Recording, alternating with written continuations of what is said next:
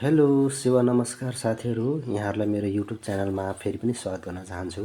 र आजको यस भिडियोमा चाहिँ म अहिले स्पेनमा इमिग्रेसन ओपन भएको छ यसको विषयमा म महत्त्वपूर्ण छोटो जानकारी गराउन चाहन्छु। मेरो युट्युब च्यानल अन्तर्गत जति पनि मेरो साथीहरू हुनुहुन्छ, मित्रहरू हुनुहुन्छ, फलोवर्सहरू हुनुहुन्छ, उहाँहरूको लागि भनेर म छोटो भिडियो बनाउन गइरहेको छु। कृपया मेरो भिडियो अन्तिमसम्म हेरिदिनु होला। नयाँ साथीहरूले सब्सक्राइब गरिदिनु होला भन्न चाहन्छु, कमेन्ट लाइक पनि गरिदिनु होला, सेयर गरिदिनु होला भिडियोलाई भन्न चाहन्छु। स्पेनमा अहिले धेरै वर्ष पछाडि इमिग्रेसन ओपन भएको छ। यहाँको सरकारले इमिग्रेसन ओपन गरेको छ, खुल्ला गरेको छ। अब यसमा चाहिँ जति पनि आप्रवासीहरू हुनुहुन्छ, बस्नु भएको छ स्पेनमा, इलिगली गैर कानुनी तरिकाले जति पनि आप्रवासीहरू बसिरहेका थिए, ती आप्रवासीहरूले चाहिँ सामान्य रेगुलर नियमित आफू बसेको पेपर, सामान्य पेपर देखाएको अवस्थामा नै उनीहरूले चाहिँ आवेदन दिन सक्ने अवस्था छ। र अहिले चाहिँ म नेपाली इन स्पेनले एउटा अन्तर्क्रिया कार्यक्रम गरेको थियो, बार्सिलोनामा यो कार्यक्रम भएको थियो। म यो कार्यक्रममा उहाँहरूले यहाँको इमिग्रेसन हेर्ने वकिलहरू ल्याएर अन्तर्क्रिया गर्नुभएको थियो।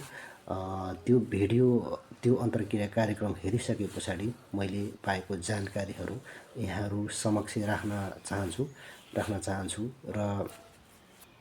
र यहाँको गभर्नमेन्टले, यहाँको सरकारले अहिलेसम्म के भनेको छ त, र यहाँको वकिलले पनि त्यो अन्तर्क्रिया कार्यक्रममा के भन्नुभएको छ भन्दाखेरि चाहिँ जो जस पनि यहाँ 2025 डिसेम्बरको 31 भित्र आउनुभएको थियो, त्योभन्दा अगाडि डिसेम्बर 31 2025 भन्दा अगाडि आउनुहुने जति पनि आप्रवासीहरू नेपाली दाजुभाइहरू हुनुहुन्थ्यो, उहाँहरूले आवेदन दिन पाउनुहुनेछ भनेर भनिएको छ।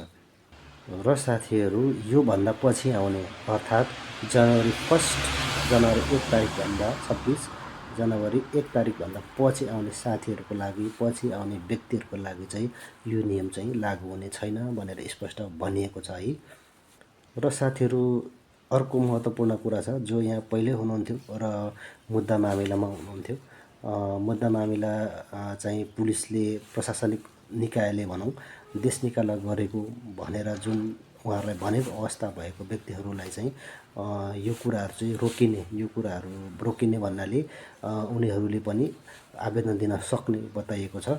यदि अदालतको आदेशबाट देश निकाला भएको हो भने चाहिँ यो नियममा उहाँहरू यो आवेदन दिन सक्नुहुन्न, यो नियममा पर्नुहुन्न भन्ने कुरा बताइएको छ। यो अति नै महत्त्वपूर्ण कुरा हो। अदालतले चिठी दिइसकेको व्यक्तिहरूले चाहिँ यसमा आवेदन दिन सक्दैन।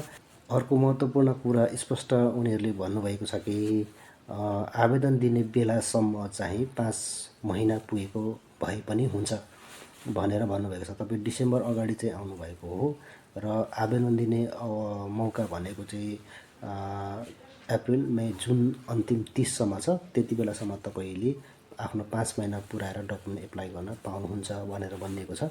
कम्तीमा पनि 5 महिना चाहिँ तपाईँले निरन्तर बसेको देखाउनु पर्यो। अर्को महत्त्वपूर्ण कुरा छ, कुनै पनि आपराधिक गतिविधि हुनु भएन।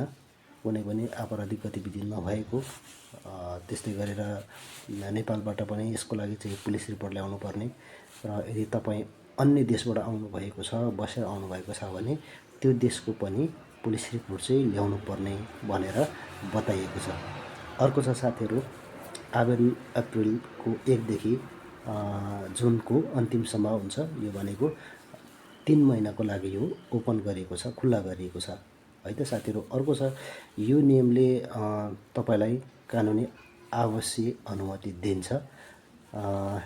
यो नियम आइसकेपछि र आवेदन दिइसके पछाडि एलिजिबल भइसकेपछि चाहिँ तपाईँले कानुनी रूपमा यहाँ बसोबास गर्न आवश्यक अनुमति पाउनुहुन्छ। त्यस्तै गरेर कामको अनुमति पनि पाउनुहुन्छ, काम गर्न पनि पाउनुहुन्छ। कामको लागि स्पेनमा सबैतिर काम गर्न मिल्ने, स्पेनभरि कुनै पनि ठाउँमा काम गर्न सकिने भनेर भनिएको छ। अर्को महत्त्वपूर्ण कुरा, जसको बच्चा छ, बच्चा अर्थात् 18 वर्षभन्दा अगाडिको जति पनि बच्चाहरू छ, उहाँहरूले एकैचोटि 5 वर्षको आवश्यक पर्मिट पाउनुहुन्छ, अनुमति पाउनुहुन्छ है साथीहरू। त्यस्तै गरेर आवश्यक कागजात को बारेमा पनि म तपाईँहरूलाई बताइदिन्छु। आवश्यक कागजात चाहिँ यहाँ तपाईँ निरन्तर बसेको प्रुफ प्रमाणहरू तपाईँले देखाउनु पर्ने हुन्छ। यसको लागि महत्त्वपूर्ण भनेको चाहिँ इम्पाद्रोनामेन्तो भनिन्छ। यो इम्पाद्रोनामेन्तो नै सबैभन्दा महत्त्वपूर्ण डकुमेन्ट हो। तर इम्पाद्रोनामेन्तो अहिलेसम्म बनाउनु नभएको व्यक्तिहरूको लागि पनि उहाँहरूले के भन्नुभएको छ भने इम्पाद्रोनामेन्तो नभए पनि यहाँ बसेको निरन्तर बसेको अन्य पेपरहरू जस्तो कि अब तपाईँले यातायात गाडी चढ्नु भएको छ अथवा चाहिँ ट्रेनहरू चढ्नु भएको छ, यातायात कार्डहरू छ, त्यो चढेको चाहिँ तपाईँसँग टिकटहरू छ, त्यो सुरक्षित राख्नुभएको छ भने त्यसले पनि तपाईँलाई यहाँ हुनुभएको पुष्टि गर्दछ। र अन्य कुरा तपाईँले यहाँ भएको जति पनि गर्नुभएको छ फोनहरू, सिम कार्डहरू, ती चिजहरू, मेडिकल कार्डहरू, लाइब्रेरी कार्ड, त्यस पछाडि विभिन्न सोसल एक्टिभिटिजहरू गर्नुभएको भए त्यो कुराहरू चाहिँ महत्त्वपूर्ण कुराहरू हो। यो डकुमेन्टहरू तपाईँले चाहिँ यदि यहाँबाट चाहिँ तपाईँले पैसा पठाउनु भएको, पैसा चाहिँ रिसिभ गर्नुभएको भन्ने त्यस्तो प्रुफहरू भयो भने पनि तपाईँले चाहिँ त्यसको आधारमा पनि तपाईँले एप्लाई गर्न पाउनुहुन्छ भनेर भनिएको छ साथीहरू है। र यो अत्यन्तै महत्त्वपूर्ण र यो अत्यन्तै मौकाको कुरा हो, यो एउटा अवसर हो। यो चाहिँ स्पेन गभर्मेन्टले धेरै पहिला 1986तिरबाट स्टार्ट गरेको रहेछ। पछि 2002देखि 5सम्म केही आप्रवासीहरूलाई चाहिँ यसरी नै नियमन गरेको रहेछ भने लामो समय पछाडि अब अहिले फेरि पनि यो खुल्ला गरिएको छ। र सम्पूर्ण नेपाली दाजुभाइहरूलाई आफ्नो डकुमेन्टहरू चाहिँ प्रिपेयर गरेर चुस्त दुरुस्त राख्नुहोस्, तयारी गर्नुहोस्। अप्रिलको 1 तारिकबाट यो चाहिँ आवेदनको सुरु हुन्छ। आफ्नो डकुमेन्ट, आफ्नो कागजपत्रहरू चाहिँ मिलाएर रेडी गरेर राखेर तपाईँले चाहिँ आफ्नो एप्लाई गर्नुहोस् भन्न चाहन्छु। र यो थियो आजको जानकारी र अहिलेलाई भने म यो विषय सँगसँगै बिदा हुन चाहन्छु।